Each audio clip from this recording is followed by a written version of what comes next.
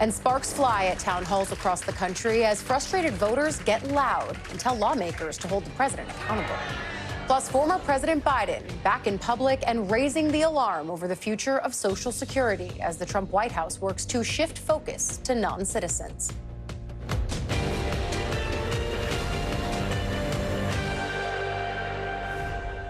Good day. I'm Ali Vitale in Washington. The Trump administration is pushing the limits of presidential power in the heated battle over a mistakenly deported father from Maryland. The Attorney General was defiant this morning, despite 3 courts, including the Supreme Court, now saying the White House must do something to bring Kilmer Garcia back to the U.S.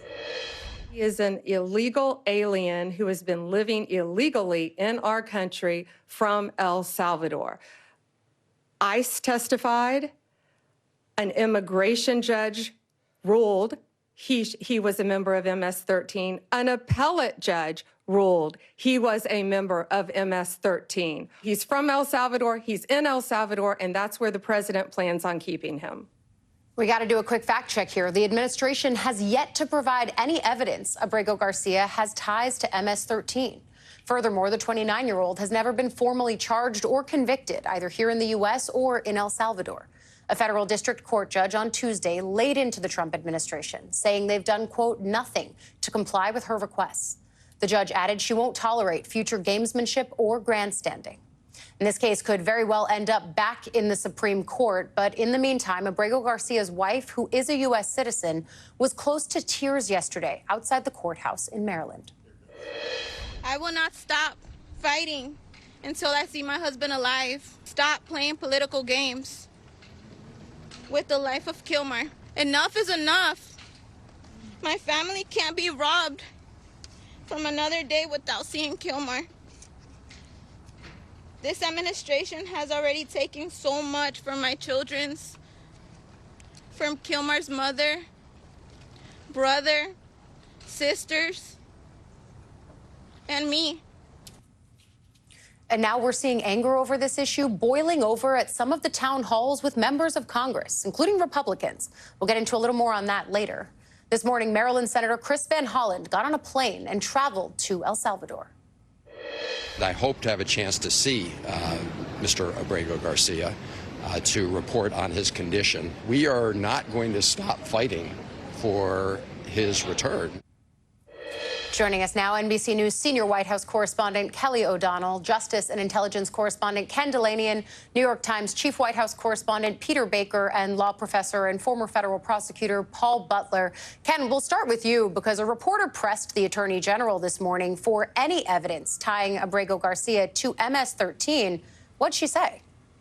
Yeah, Ali, this was the second time a Fox News correspondent has urged the Attorney General to present any evidence that she has on this score, and both times she essentially dodged the question. Take a listen. The evidence. We're not going to see the evidence. We have the transcripts from the court hearings. I'll be glad to give you the court hearings from 2019, what we have, sure.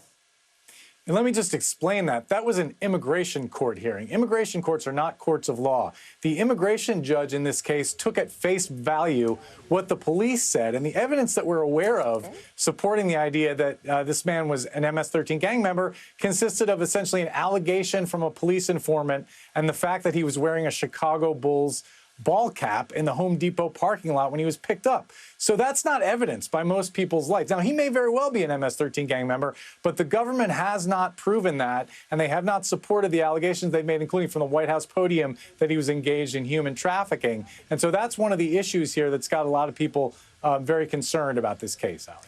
Yeah, this does feel like an instance, Kelly, where either the Justice Department or the White House itself could show its work a little bit here. So what else are they saying today, and is there any chance of that? Why won't they just back it up? Well, they have been pressed multiple times. In addition to the clip you played with the Attorney General, that has been raised at the White House briefing room, and there will still be additional opportunities to raise this to the president. There are sort of a few different buckets here.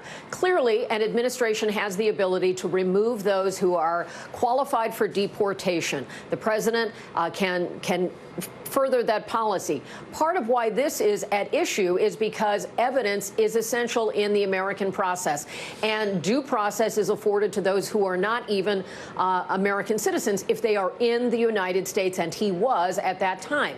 So providing evidence would be perhaps the shortest, fastest way to affirm their position and to explain it. What we still don't have any answer for is, since he's been charged with no crimes, convicted of no crimes, he is imprisoned in El Salvador for what length of time? There's just no answer to any of that. And so the administration has clearly pushed back, and as Ken pointed out, they have accused him of human trafficking, of being a foreign terrorist. There's no evidence for any of that that has been provided. If there were evidence, that would certainly strengthen their hand and would be an understandable part of the policy that the president says he is trying to further here. So you also have American children and an American spouse who are this man's family. They obviously have a great interest in having protections for their father and husband. Broadly, we're seeing that there are many Americans who are reacting to this because if the government does not follow due process, that could affect many other circumstances. So the administration is pressing that it has the right to do these things, that it has a political support based on the president's victory to do that. No question, there are many Americans who want a more vigorous immigration and deportation apparatus from this administration. These questions go much more broadly about American rights and our process and legal legitimacy to the actions of the administration. Yeah, I think you're so right, Kelly, to point out the importance that the argument here is just in favor of due process and whether or not that is being adjudicated in all of these various cases, including Kilmer Abrego Garcia's. But, Paul, one of the other open questions here is about what justices can do to actually back up the rulings that they are trying to put in place here. The idea of holding officials in contempt is one that has come up in the past. What would that even look like here? And couldn't the president just make some kind of an end run against contempt by saying, preemptively, I'm pardoning any of my officials who could be in that line of fire? A great question. So there are two kinds of contempt. One is criminal contempt. Then there's a trial, a conviction, and you get punished just like you're convicted of a crime. The president does have the power to pardon that. But what the judge here is considering is civil contempt, which means that an administration official would be fined possibly thousands of dollars a day or jailed until they comply with the court's orders. And that's why yesterday the judge read the lawyers the riot act, the government lawyers, because she thinks that they're openly defying both her and the Supreme Court. So she ordered 2 weeks of expedited discovery during which there'll be a record made that will give the judge the basis to determine whether the Trump administration should be held in contempt. Yeah, and during that period of expedited discovery, we'll see if there's an invoking of executive privilege or if officials that are key to this case actually are sitting down to testify under oath about what they have and haven't been doing here. But, Peter, from immigration policy to funding to government employees, the list goes on here. The administration's goal seems to be to see how far they can push the courts. And is there a breaking point in sight on this issue or any others? Yeah, you're exactly right about that. They are pushing the courts. They knew that coming in. This is part of the strategy. This is not a surprise. They decided to take the maximalist, most expansive interpretation of their powers, of executive powers, on all sorts of fronts and not hold back and let the courts tell them that they're not doing it right, and they'll litigate that as far as they can. That was the strategy. A lot of administrations, a lot of presidents, they'll sit down and if they're talking about what they can do on an issue and lawyers tell them, well, we're not really sure you have the power to do it, they might back off. Not this one. And as a result, they're losing a lot. By calculations I saw in our paper this morning, most presidential administrations win about 70% of the court cases that take federal agency issues to court. This one is around 30% right now. Now, the administration is trying to say that's because the judges are biased against us. The other side would say, of course, that's because they keep violating the law. Finally, Paul, I think it's important for us to point out this is not the only case of a migrant with legal protections in this country being sent to that mega prison in El Salvador. One of our Texas affiliates reported a story of a Venezuelan migrant who was sent to the same prison in El Salvador partly because of his autism awareness tattoo. Watch. He say, hey, but I have my asylum. I have the asylum here with me. And the people say, no, you go to the jail because you have a tattoo. Loved ones say Borges told them immigration authorities said his tattoo was evidence of ties to the trendy Aragua gang. The tattoo was a rainbow-colored ribbon made up of puzzle pieces, the symbol for autism awareness, along with the name of Borges' younger brother who has autism. So there we are, another example of flimsy evidence that this administration is trying to use as the basis for deporting these folks. But it comes back to the point that Kelly O'Donnell was just making, which is that just because you come to this country illegally does not mean you have no legal protections. And again, the argument here is over making sure that people get due process, not that this guy has to or must not stay in this country. And that's exactly right. These are people who are legally in the United States, at least temporarily, and when they're sent to foreign countries, that's banishment. That's unconstitutional. They're literally outlaws, not because they have committed a crime, because they are outside of the jurisdiction of the law. And so that's unconstitutional. And we see the Trump administration openly defying courts. The constitutional crisis is here, Ali. We have the president of the United States openly defying, disrespecting a co-equal branch of government. And I was just passed a bit of reporting here that ties directly into this, because in an order from the D.C. District Judge James Boasberg, he said he finds probable cause to hold the administration in contempt over these deportation flights. I'll read you a brief bite of what he said. He said, if defendants opt to purge their contempt, they shall file by April 23rd a declaration explaining the steps they have taken and will take to do so.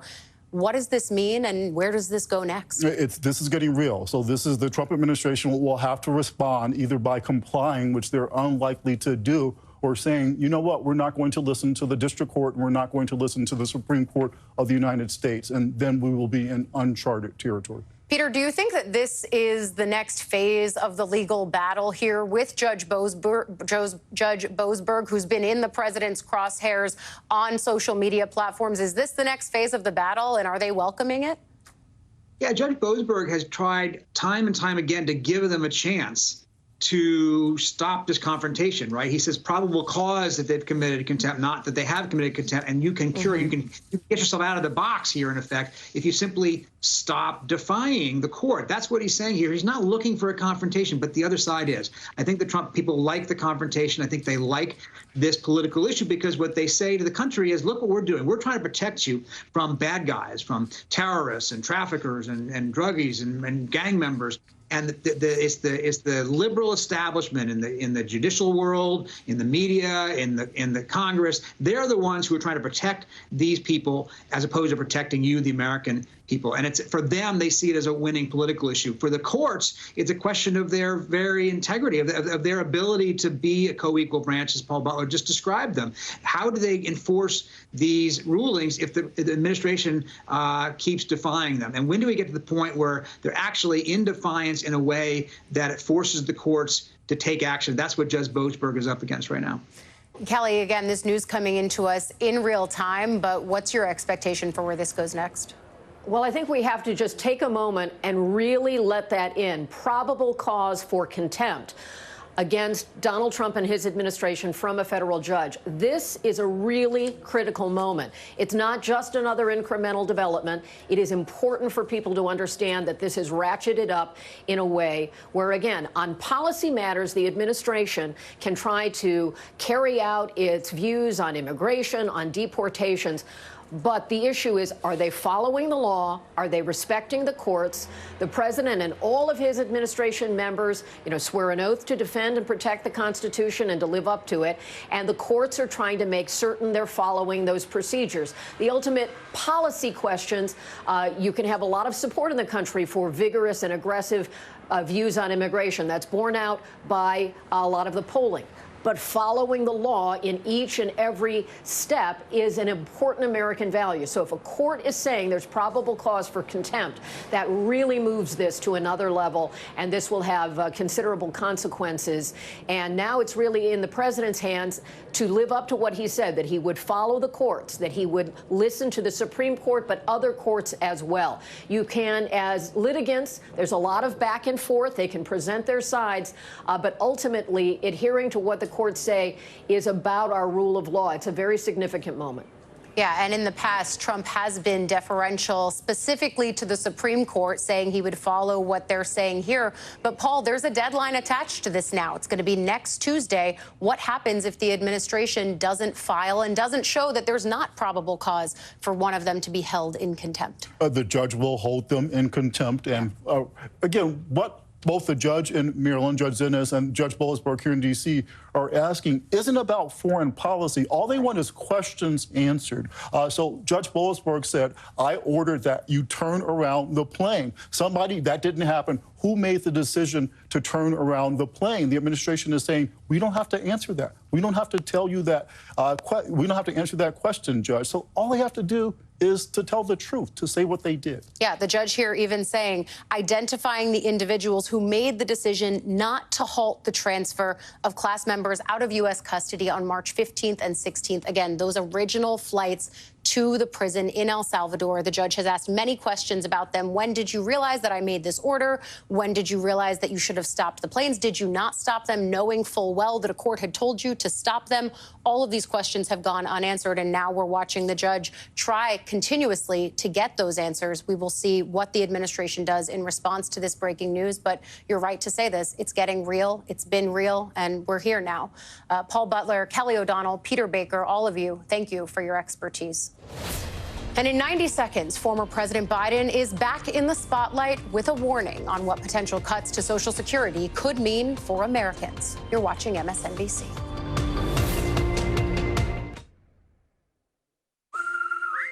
We're here with Chris Cunahan to talk about why Leaf Filter is the best choice for homeowners this season. Chris, why now? If I'm investing in one thing this year, it's protecting my home.